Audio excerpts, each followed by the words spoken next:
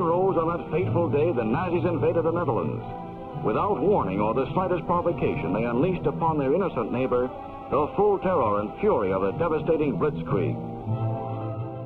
80 years ago this month, in May of 1942, the Nazis forced all Jewish people in the Netherlands to wear the yellow star on their clothes.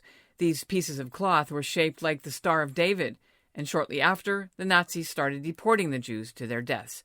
By war's end, about 75% of the Netherlands' Jews had been murdered.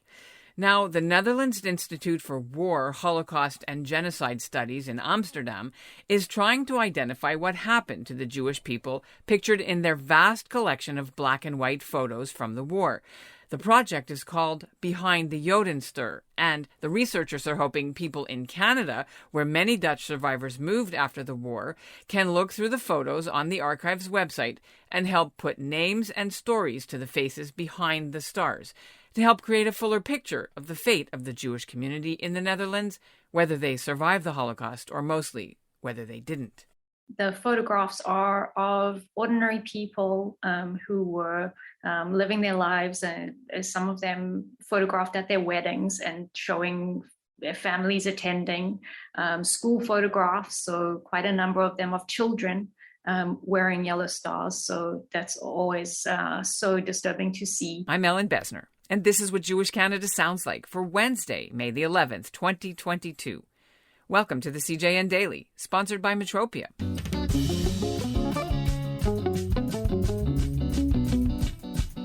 The Nazis invaded the Netherlands on May 10th of 1940, and by the time the war was over in that country, more than 100,000 Jews had been deported and killed, including Anne Frank.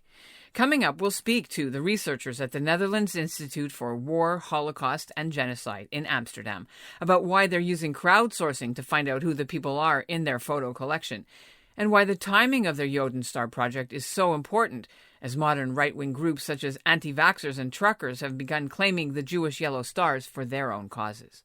But first, here's what's making news elsewhere in Canada right now. I'm Francesca Stevens from Smitten Events in Vancouver, Canada, and this is what Jewish Canada sounds like. A Canadian wrestler has won a silver medal in the Pan Am Championships in Mexico. Sam Barmish is 26, he's from Montreal, and he won 3 out of his 4 matches last weekend at the event in Acapulco. He lost to the best American freestyle wrestler in the world, Jordan Burroughs, who's a 5-time Olympic and world champion. Barmish trains at the Jewish Y in Montreal. He's currently ranked 11th in the world. He's on the Canadian men's wrestling team, and he hopes to make it to the Summer Olympics in 2024. And now stay tuned for this important message. From award-winning journalist Marcia Lederman comes Kiss the Red Stairs, a compelling memoir of Holocaust survival, intergenerational trauma, divorce, and discovery that will guide readers through several lifetimes of monumental change. Marcia was 5 when a simple question led to a horrifying answer. She asked her mother why she didn't have any grandparents. Her mother told her the truth: the Holocaust. Decades later, her parents dead and herself a mother to a young son, Marcia begins to wonder how much history has shaped her own life. Reeling in the wake of a divorce, she craves her parents' help. But in their absence, she is gripped by a need to understand the trauma they suffered, and she begins her own journey into the past to tell her family stories of loss and resilience. Kiss the Red Stairs, available now wherever books are sold. And joining me now is the team behind the Jodenstar project. The director is Kylie Thomas, and she's zooming in from Florence, Italy. And Anna-Marie van Dijk is in Groningen. Tell us about the project and how it came to be. Anyone can start. Thanks. So the project is called Behind the Star. And this project focuses on a small selection of images from the Neod Beeldbank, which means image bank, World War II image bank. And that is a large collection of photographs that can be viewed online. And the small selection of images that we're focusing on are photographs of Jewish people from the Netherlands or in the Netherlands at the time of the Second World War who are shown wearing a yellow star sewn onto their clothing. And our project aims to identify who the people are, as well as the stories behind the stars. Or where did the Jewish photos come from? Certainly, some of the images come from family members But some of the images were also taken by perpetrators. So there are photographs taken during the time of the Second World War of people being rounded up to be deported. So quite a number of the images in the Yellow Star Project are photographs of people waiting to be taken away to Westerbork and then onwards to Auschwitz or to other camps. Yeah. What are the ones that sit with you still today that hit you the hardest or that are the most impactful on you? Well, there's a lot. Also a lot of different ways that hit myself in a different way. But there's one I remember of a promotion, a university promotion, and everybody being promoted is wearing the yellow star, and that's like really strange because it's a scene you still see today in the university world, but then again with the yellow star. And also wedding photos where all the guests are having a nice dinner together, but everyone's still with the star. It's, I think, for me personally, like the normal regular situations in which people are still forced to wear the star and to be stigmatized. That's what hits me the hardest. Nobody in those pictures is alive today. No, actually, we also received a comment from a woman who recognized herself in a photo of her old school. So so we interviewed her and we made a video that will soon be up on our website. But yeah, that was really interesting. I'm not sure if that's going to happen again because it's pretty rare these days, but that was really special. So how did she survive? And where was she from? Tell some more details. It was a photo from the Jewish school in Utrecht. So in the Netherlands, after 1942, the Jewish people were banned from the regular schools and they had to go form Jewish schools.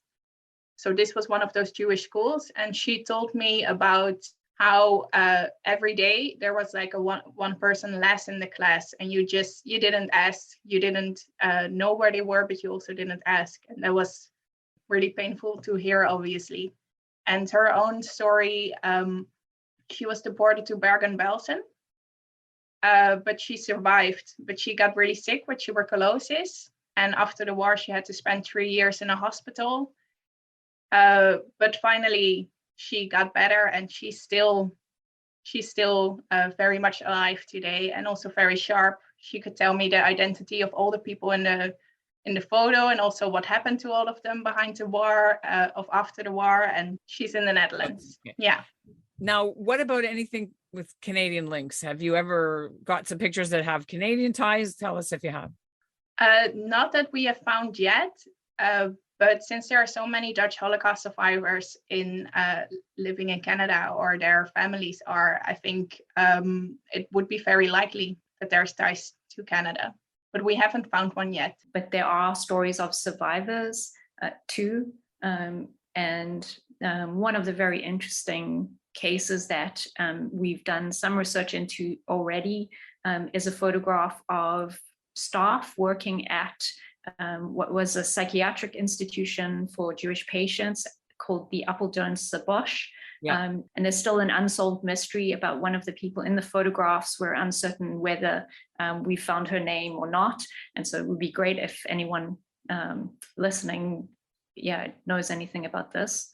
And that is a very particularly interesting story for Canadians because the Canadians liberated Apeldoorn. And and it's a terrible story too. It's a truly terrible story about everyone from there being deported. Not many people survived. Some of the staff members did. Why do you think it's important to do this at this time, 80 years after the end of the war, almost 75, 80 years? At this moment, I think it's so critical if we think about the way in which the Yellow Star has been misappropriated in recent times, supporting right-wing ideology, in the coronavirus protests around the restrictions around that, the way in which it's been misappropriated, and the troubling rise of anti-Semitism again across Europe and also in North America. I mean, it's deeply troubling to see that, and I think that these stories and to try to, I don't know, allow people to understand what it meant at the time, that it's not something that can be repurposed in this way, this symbol.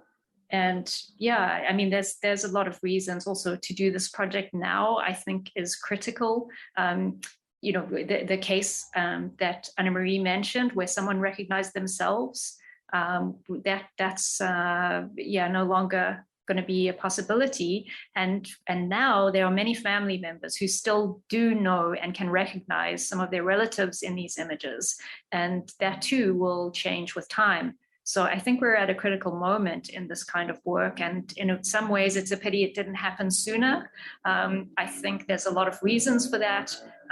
And our project is happening at the similar time as the Names Monument has just been established in Amsterdam. Finally, it's taken a very long time for that to happen. And so, it's interesting to think about that relationship as well, because our project focuses on photographs. That monument doesn't include images. It just includes names. Okay, they had the wall of names. And as you said, that was a long time in coming. So I want to ask how this project maybe fits in with a national discussion about the Dutch role in the deportation of the most Jews, 72%, of all Western European nations. I think we have a lot more work to do in that regard, because I think we're really at the beginning of trying to do this research, opening up individual stories. But then from there, I think that there is great potential to open more public discussion around these questions, to talk about anti-Semitism in the present in the Netherlands and its relationship to other kinds of racist practices or like so-called traditions in the country. Many things that need to be opened up and spoken about more openly. Relating to the colonial history, relating to the history of the Shoah, a lot of things that certainly need not only to be spoken about for the first time, but spoken about over and over again. It's a fascinating project, and I'm sure you'll get some hits, some bites from around Canada and others who will be watching and listening to the podcast. Thank you so much for being on the CJN Daily. Thank you. Thanks so much.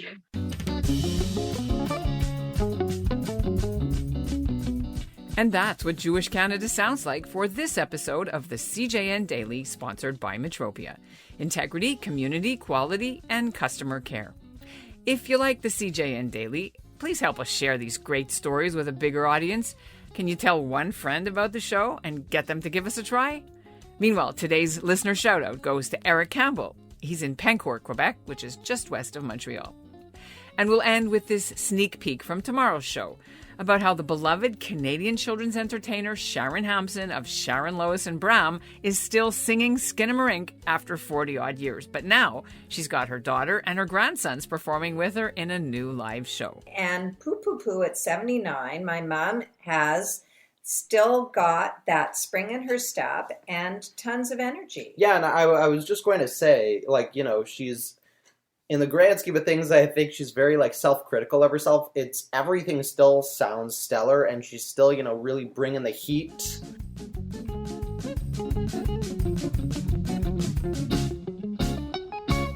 This episode has been brought to you by Looking Back, Moving Forward, 160 Years of Jewish Life in BC. Published by the Jewish Museum and Archives of British Columbia for their 50th anniversary, this elegant volume is a once-in-a-generation collection of Jewish life and history throughout the province. Order your copy today at jewishmuseum.ca.